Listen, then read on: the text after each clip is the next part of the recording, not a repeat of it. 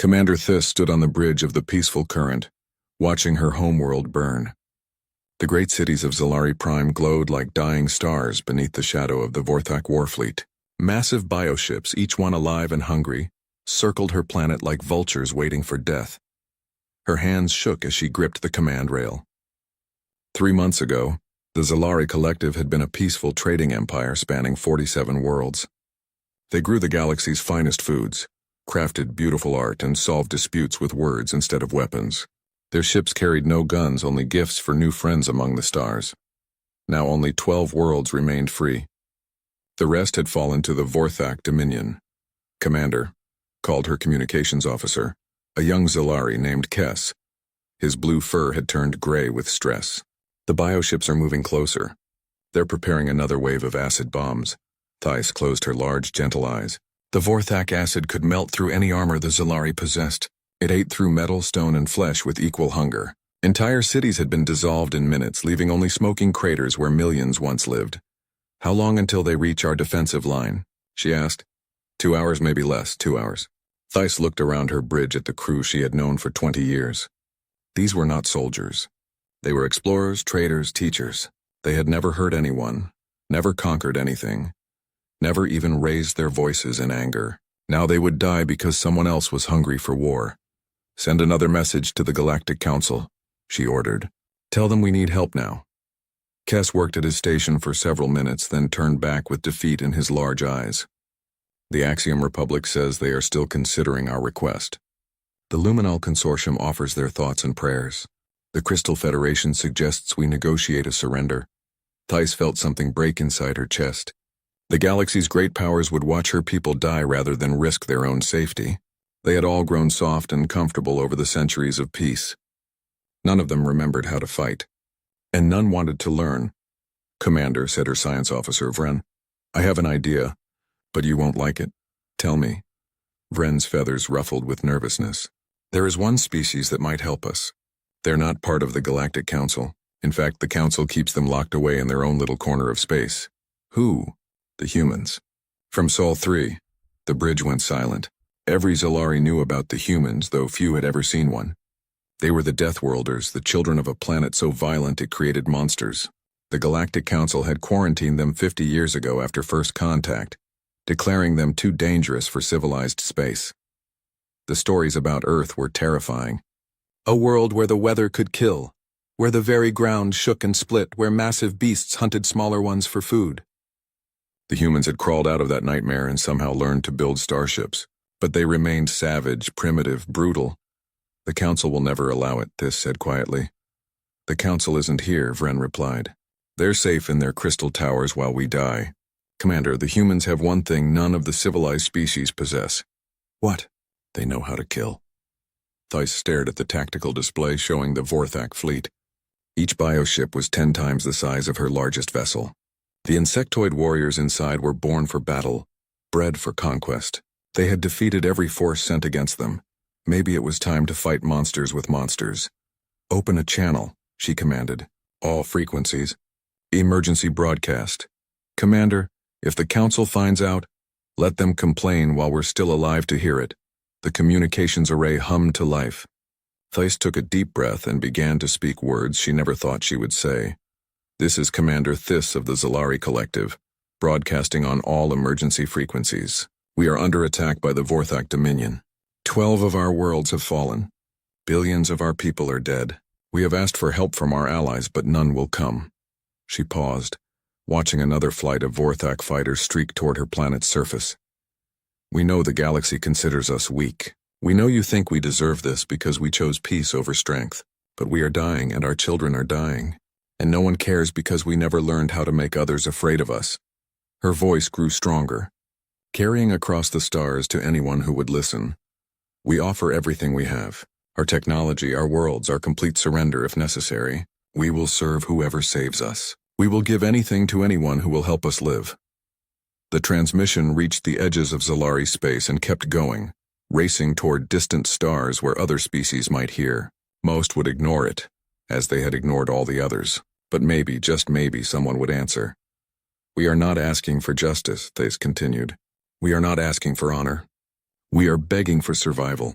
If there is anyone out there who remembers what it means to protect the weak, please help us. Please don't let our people disappear from the universe. She closed the channel and sank into her command chair. Around her, the bridge crew worked quietly, preparing for what would likely be their final battle. The Vorthak were already launching their assault shuttles, filled with warriors eager to tear apart anything that moved. Hours passed. The galaxy remained silent.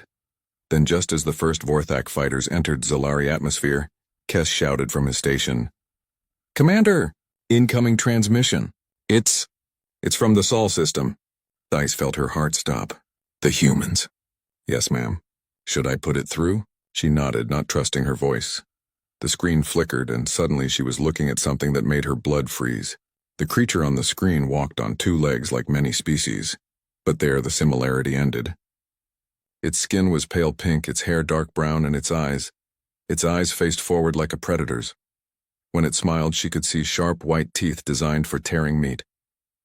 This was a hunter, a killer, something that had climbed to the top of its world's food chain by being more dangerous than everything else. "Commander Thys," the human said, in a voice that was somehow both calm and threatening. "This is Admiral Sarah Chen of the Human Defense Fleet. We received your message." Thais found her voice. "Admiral, we need help, we know." Message received. "Fleet en route. Hold the line." The transmission ended, leaving the bridge in stunned silence. "That's it?" Kes whispered. "No negotiations? No demands? No questions about payment?" Thais stared at the blank screen where the human's predator eyes had been. She had called for help from monsters, and monsters had answered. Now she could only hope she had made the right choice. Outside her ship, the Vorthak assault began. Acid bombs fell like rain, and biofighters swarmed through Zalari space like angry insects. But somewhere in the darkness between stars, help was coming. Help with teeth. 3 days later, space itself began to scream. Commander Thys stood on her bridge, watching readings that made no sense. Her sensors detected massive energy signatures approaching Zalari Prime, but there were no ships on the visual displays. Then reality started to crack. "What is that?" whispered Kes, pointing at the main screen. Space was tearing open like fabric, not the clean, precise portals that civilized species used for faster-than-light travel, but jagged wounds in the universe itself. Through these wounds came the human fleet. Thys had seen many starships in her career. Elegant axiom crystal vessels that sang as they moved. Graceful luminal energy ships that danced between dimensions. Beautiful Zalari traders that looked like flowing water made solid. The human ships looked like weapons. They were dark gray metal covered in sharp angles and threatening spikes. Every surface bristled with gun barrels, missile tubes, and devices Thys couldn't identify. Names were painted on their hulls in harsh white letters. Unbroken, Defiance, Remember Series, Blood and Thunder. "How many?" she asked her tactical officer. Vren's feathers were standing straight up with fear. "I count 237 vessels, Commander. No. Wait, more are coming through." The tiers in space kept opening. More human ships poured through until Thys stopped counting.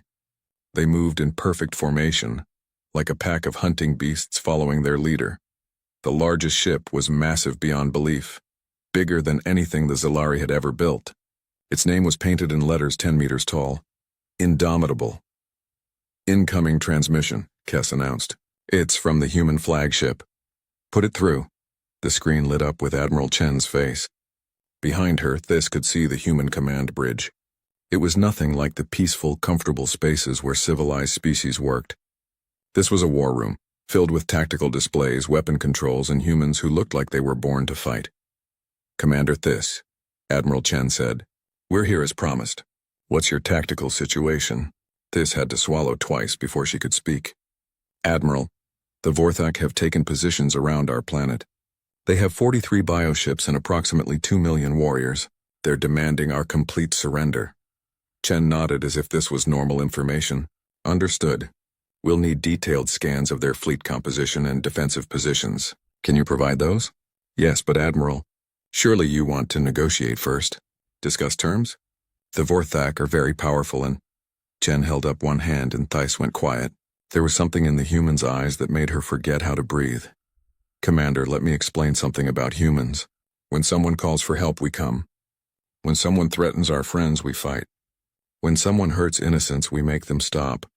There are no negotiations with bullies." Thais felt a chill run through her fur. But Admiral, perhaps if we offered the Vorthak something they wanted? What they want is to hurt your people. What we want is to stop them. The math is simple. Chen turned to someone off-screen. Colonel Martinez, prep the assault teams. Captain Torres, get your fighters ready for deep penetration strikes. Dr. Singh, how are those bacterial weapons coming along? Thais' heart almost stopped. Bacterial weapons? Chen looked back at her with what might have been amusement. Don't worry, Commander. They only eat Vorthak bioships. We're very careful about our targeting. The Admiral studied a tactical display for a moment, then continued. Commander, I need you to understand something. The galaxy thinks we're dangerous because we come from a death world. They're right. Earth is a planet that tries to kill everything on it every single day. We survived by becoming very, very good at killing back. Thais watched as human crew members moved around the bridge. They were smaller than Vorthak warriors, smaller even than most Solari, but they moved with a deadly grace that made her think of the hunting cats from Earth's nature documentaries. The Vorthak think they're apex predators, Chen continued. They've never met humans. We didn't just survive our world's food chain. We climbed to the top of it by working together and being smarter than everything trying to eat us. A new voice spoke from off-screen. Admiral, the Vorthak are hailing us. Put them through. The screen split and Thais found herself looking at a Vorthak queen for the first time. The creature was enormous, easily 3 meters tall, with 4 arms ending in razor-sharp claws. Her exoskeleton was black and shiny, and her compound eyes reflected light like broken glass. When she spoke, her voice buzzed like a swarm of angry insects. Humans, the queen hissed. You do not belong here. This is Vorthak territory now. Leave or share the fate of these weak plant eaters. Admiral Chen smiled, and Thais saw those predator teeth again. Your Majesty, I'm Admiral Sarah Chen of the Human Defense Fleet. You are attacking our friends. We're here to make you stop. The Queen's mandibles clicked with what might have been laughter. Friends? You call these pathetic creatures friends? They are prey. We are predators. This is the natural order. The natural order, Chen replied calmly, is that bigger predators eat smaller ones. You're about to learn where humans fit in that chain. The Queen leaned forward, her claws scraping against her command throne. Little human, do you know how many species we have conquered? How many worlds we have consumed? We are death incarnate. You're talking too much, Chen interrupted. Colonel Martinez, begin Operation Hornet's Nest. All ships execute Protocol Wolverine. Let's show these bugs what a real predator looks like. The transmission cut off, leaving silence on the bridge. Admiral, Thais said quietly. Are you sure about this? The Vorthak have never been defeated. Ever. Chen looked at her with eyes that had seen too many battles. Commander, the Vorthak grew up thinking they were the scariest things in the universe. They've never fought someone from a world where the weather can kill you, where the ground can swallow you, where every other species is trying to eat you. She paused, checking her tactical displays. They've never fought humans who grew up thinking that everything in the universe was trying to kill them, and decided to make friends with the decent species and fight all the rest. The human fleet began to move, spreading out in patterns that looked random but felt purposeful. Thais realized she was watching something the galaxy had never seen before. Humans preparing for war. Commander, Admiral Chen said, you might want to move your ships back. This is going to get messy. As the peaceful current pulled away from the battle zone, Thais watched the human fleet advance toward the Vorthak. The bioships were massive, dark, and terrible. The human ships were smaller, faster, and somehow more frightening. She had asked for help from monsters, and now she was about to watch them hunt. The Vorthak expected their enemies to charge forward like every other species they had conquered. Big ships would fight big ships. Warriors would meet warriors in honorable combat. The strong would crush the weak as nature intended. They had never fought humans before. What are they doing? Commander Thais asked, watching the tactical display in confusion. Instead of attacking the massive Vorthak bioships, the human fleet was scattering like leaves in a storm. Small, fast ships peeled away from the main formation and disappeared from sensors. Medium-sized vessels began moving in complex patterns that made no sense. Only the largest human ships remained visible, hanging back like they were afraid to fight. Vren checked his instruments twice. Commander, I'm reading human signatures all over the battlefield, but I can't see most of their ships. Stealth technology? Not like anything we've seen. It's as if they're hiding in our own sensor shadows. On the main screen, they watched the Vorthak fleet advance, 43 bioships, each one a living fortress filled with warriors bred for killing. The largest was the Queen's flagship, a nightmare of teeth and claws that could swallow a city. The Vorthak opened fire first. Streams of acid sprayed across space, dissolving anything they touched. Biomissiles launched like angry wasps seeking human ships to devour. For a moment it looked like the same one-sided slaughter the galaxy had seen on dozens of worlds.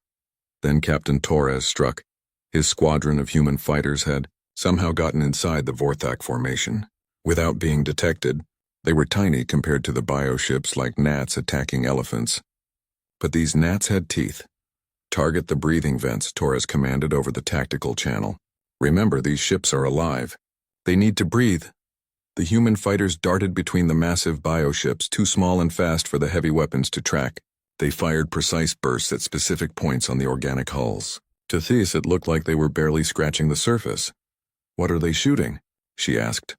Dr. Singh's voice came over the communication channel, answering a question from Admiral Chen. "Bacterial payload delivered successfully, Admiral. The modified E. coli should begin breaking down their cellular matrices within the hour." Theis felt her blood turn cold. "They're using biological weapons?"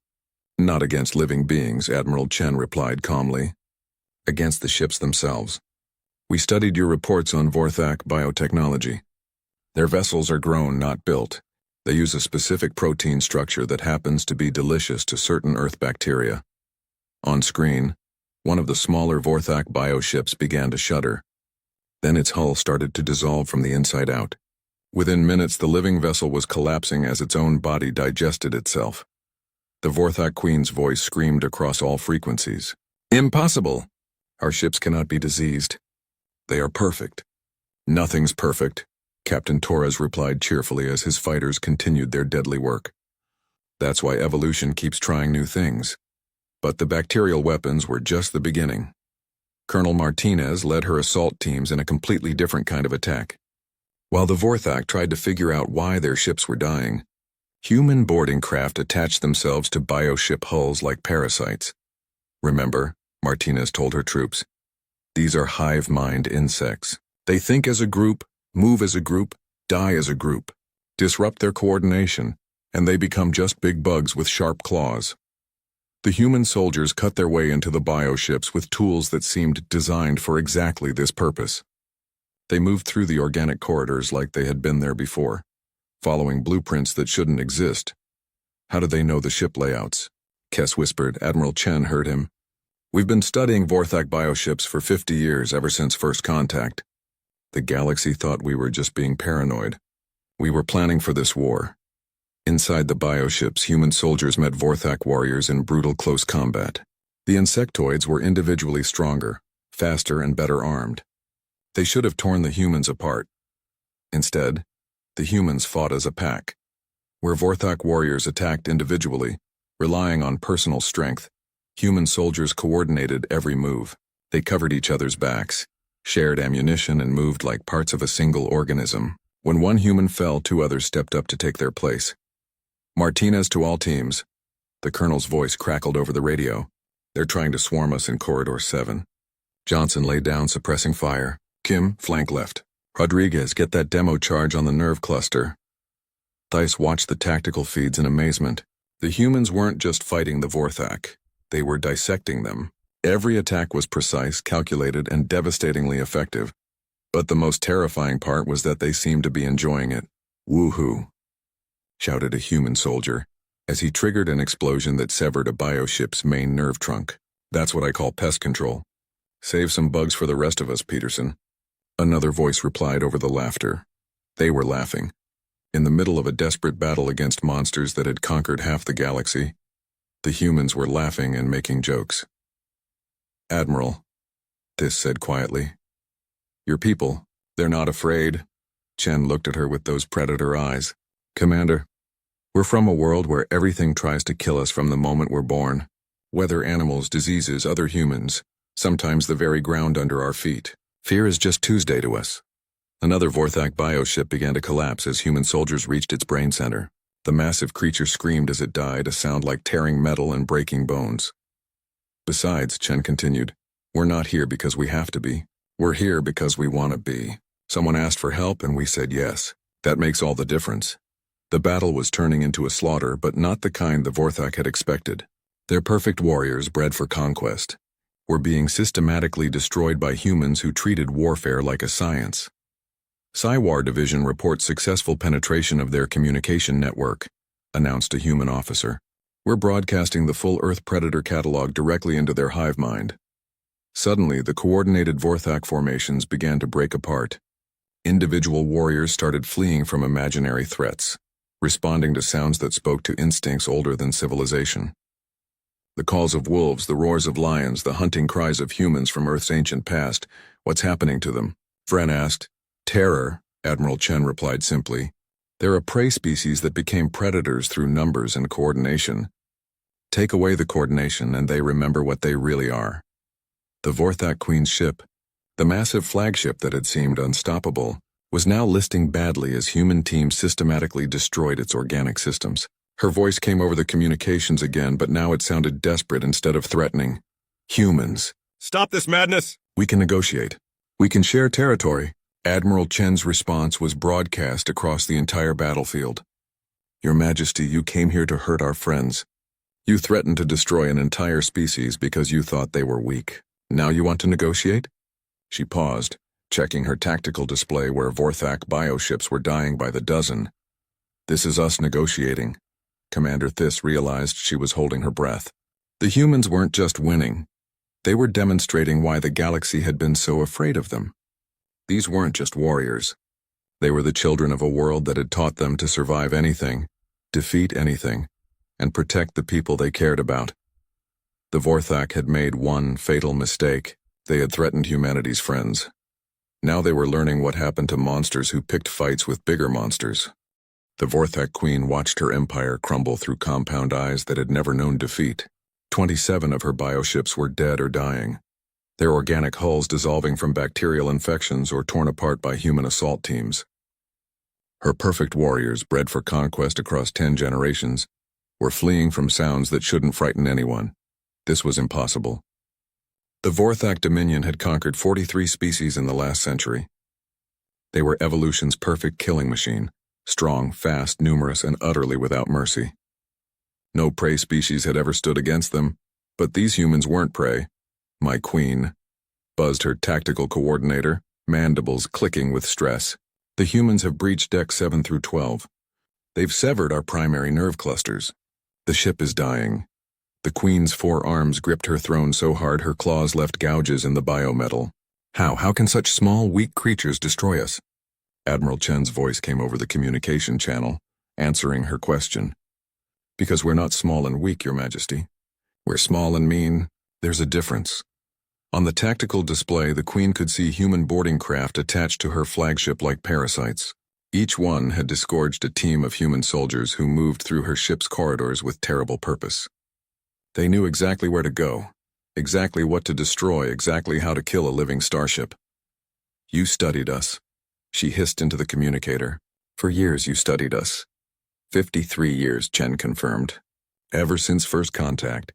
The galaxy thought you were just another aggressive species. We thought you might someday threaten someone we cared about. Turns out we were right. The Queen felt something she had never experienced before, fear. Real, desperate terror that made her want to hide in the deepest part of her ship and never come out. These humans weren't just defeating her forces. They were hunting them with the patience and skill of apex predators. What do you want? She demanded. Territory? Resources? Tribute? We can negotiate. Chen's laugh was like ice breaking. We want you to stop hurting people. That's all we've ever wanted. Then withdraw your forces. Let us retreat. We will never trouble this sector again. No. The single word hit the Queen like a physical blow. What? You don't get to terrorize innocent people and then walk away when someone bigger shows up. That's not how justice works. Admiral Chen's image appeared on the Queen's personal screen. Behind her, the human war room hummed with efficient activity. Every person there had the same look, calm, focused, and absolutely determined. Your Majesty, let me explain something about humans. We believe in consequences. You spent decades conquering peaceful species because you thought no one would stop you. You were wrong. The Queen's ship shuddered as another section died. Human voices echoed through her corridors. coordinating their assault with military precision that spoke of centuries of practice. "We surrender," she shrieked. "We yield. We will leave this space and never return. Will you also return the worlds you conquered? Will you free the billions of people you enslaved? Will you rebuild the cities you destroyed?" The Queen's mandibles clicked rapidly. That would take centuries. We would have to give up everything we've gained." "Yes," Chen said simply. "You would?" Suddenly, the Queen realized something that made her exoskeleton crawl with horror. The humans weren't just here to defend the Zalari. They were here to end the Vorthak dominion forever.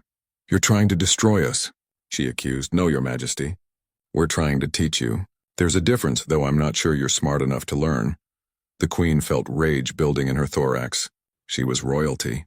She was the apex of Vorthak evolution. How dare these upstart mammals lecture her about morality? "You want to see monsters?" she hissed. "I'll show you monsters." She triggered her ship's final weapon, the psychic assault array. Vorthak had limited telepathic abilities, used mainly for hive mind coordination. But concentrated and focused, those abilities could break enemy minds like glass. The Queen poured every ounce of her rage, her hatred, her absolute fury into a mental scream that should have driven the humans insane. She filled their minds with images of death, defeat, and despair. She showed them their worst fears, their darkest memories, their deepest terrors. For a moment, the human assault stopped. Then something went wrong. Instead of breaking under the psychic assault, the human soldiers began to laugh. Not the polite laughter of civilized beings, but the wild, dangerous laughter of predators who had just been challenged by their prey. "Did you feel that?" shouted a human voice over the radio. "The bug just tried to scare us." "With what?" replied another voice. "Bad dreams? I grew up on Earth. I've seen scarier things in my backyard." The Queen realized her mistake too late. She had tried to terrify creatures who had been born into terror. Humans didn't fear death, pain, or suffering. They had grown up with all three as constant companions. Her psychic assault hadn't broken them. It had made them angry. "Colonel Martinez to all teams," came a voice that was no longer professional and controlled. Now it carried the edge of a hunting beast that had been provoked. "New orders. No more playing nice. These bugs want to see monsters. Let's show them what Deathworlders look like when we're actually trying." The sound of human weapons fire intensified, but there was something different about it now, something that made the Queen's blood freeze. The humans weren't just fighting anymore. They were stalking through her ship like the apex predators they truly were. "Sector 7 clear," reported a human soldier. "All contacts neutralized." "Sector 12 secured," said another. Proceeding to the Queen's chamber. They were coming for her personally. Admiral Chen's voice came over the communicator again, but now it carried an undertone that spoke to instincts older than civilization. "Your Majesty, you made a very poor choice. You tried to break human minds with fear, but we're the species that looked at a world full of things trying to kill us and decided to kill them back." The Queen could hear human soldiers in the corridors outside her throne room. They weren't rushing. They weren't desperate. They were methodical, patient, inevitable, like death itself. "You want to surrender now?" Chen asked. "Unconditionally? Complete submission to human authority? Full reparations to every species you've harmed?" The Queen's pride warred with her survival instinct. She was royalty. She was the absolute ruler of a galactic empire. How could she surrender to mammals who had barely learned to build starships? The doors to her throne room exploded inward. Human soldiers poured through the breach, their weapons trained on her with deadly precision.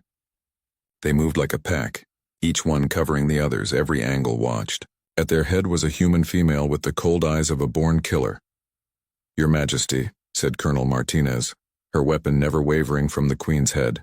"You have 30 seconds to surrender before we demonstrate why Earth is classified as a death world." The Queen looked into those human eyes and saw something that made her understand why the galaxy feared these creatures. They weren't cruel or sadistic. They were worse than that. They were absolutely certain they could kill anything that threatened their friends, and they were right. The surrender ceremony took place aboard the human flagship Indomitable. Commander Thys watched from the observation deck as the most powerful empire in the galaxy formally submitted to a species that had been quarantined for being too dangerous. The Vorthak Queen stood in the center of the human war room, her massive form dwarfed by the technology around her. Her exoskeleton was cracked, her compound eyes dull with defeat. Just 2 weeks ago, she had commanded 43 bioships and ruled over 17 conquered species. Now she trembled before Admiral Chen like a frightened child. "The terms are simple," Admiral Chen said, reading from a document that would reshape galactic politics forever. Complete withdrawal from all conquered territories, full reparations to displaced populations, submission to human oversight until such time as the Vorthak Dominion demonstrates the ability to coexist peacefully with other species. The Queen's mandibles clicked weakly. "And if we refuse?" Chen looked up from the document with those predator eyes that had haunted This's dreams. "Then we finish what you started permanently." The threat hung in the air like smoke. Everyone in the room knew the humans could do it. They had taken apart the Vorthak war machine like children dismantling a toy. The galaxy's most feared empire had lasted exactly 14 days against human military doctrine. We accept," the Queen whispered. This felt something break loose in her chest. Her people were safe. The Zalari collective would survive. But as she watched the ceremony, she began to understand the true scope of what had just happened. The humans hadn't just defeated the Vorthak. They had demonstrated to the entire galaxy that the old rules no longer applied. Peaceful species were no longer helpless. Aggressive empires were no longer unstoppable. Because now there were humans. "Commander Thys," Admiral Chen called out. "Could you join us, please?" Thys made her way down to the war room floor, acutely aware of how small she felt surrounded by human technology and human soldiers. Admiral Chen smiled at her approach, that same expression that had terrified her during their first communication. "Commander, the Zalari collective asked for our help, and we were happy to provide it. But now we need to discuss the future." Thys's heart sank. Here it comes, she thought. The payment. The price for salvation. How much of her people's freedom would the humans demand? How many worlds would they claim as tribute? Chen handed her a single sheet of paper. "This is a mutual defense pact between the Human Defense Fleet and the Zalari Collective. We're hoping you'll sign it." Thys read the document twice, certain she was missing something. "Admiral, this agreement, it doesn't give you anything. You promise to defend us, but we offer nothing in return except friendship." "Friendship is enough," Chen replied. "We don't want your worlds, Commander. We have our own. We don't want your resources. We can trade for those fairly. We just want to know that when peaceful people are threatened, they have someone to call."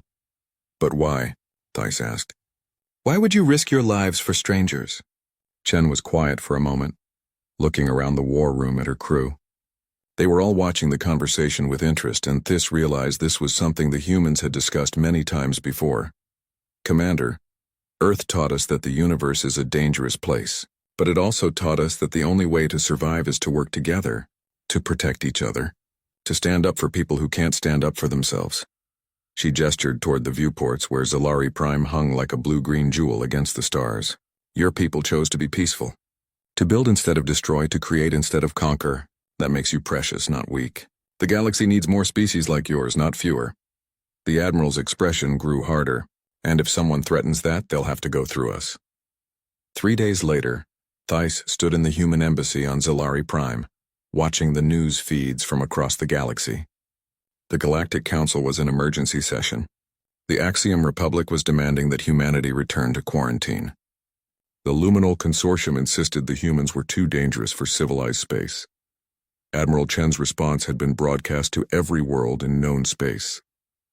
"The quarantine was your idea, not ours. You kept us isolated because you were afraid of us. Now you know why. But here's something you didn't count on. We're not conquerors. We're protectors. Any species that wants our protection has it. Any species that threatens our allies will learn why the galaxy feared us." The response had been immediate and overwhelming. 17 species had requested defense pacts within 48 hours.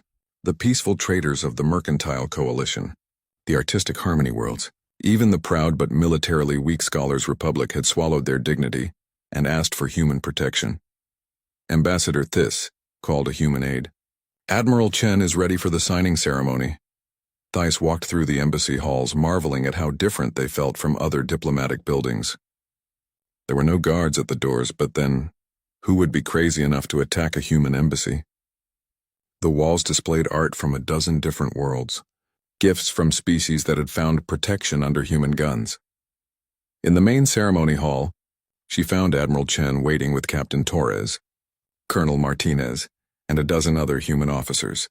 Behind them stood representatives from 6 different species, all here to sign their own defense pacts. Ready to make history? Chen asked with that predator smile that This had learned to trust. As she signed the document that would bind her people to humanity's protection, This thought about the message she had sent 3 weeks ago.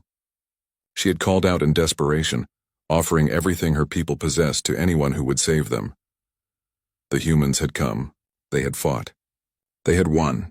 And then they had asked for nothing except friendship. "Admiral," she said as the ceremony concluded, "what happens now? To the galaxy, I mean. Everything has changed." Chen looked out the windows at the city below, where Zalari children played in parks that would have been craters if not for human intervention. "The universe is still dangerous, Ambassador. There are still bullies out there who think might makes right, but now there's something they didn't count on." "What's that?" "Now the peaceful species have friends. Friends with teeth." Thais followed her gaze to the human fleet in orbit above Zalari Prime. Sleek, deadly vessels that had proven they could tear apart any threat to the innocent.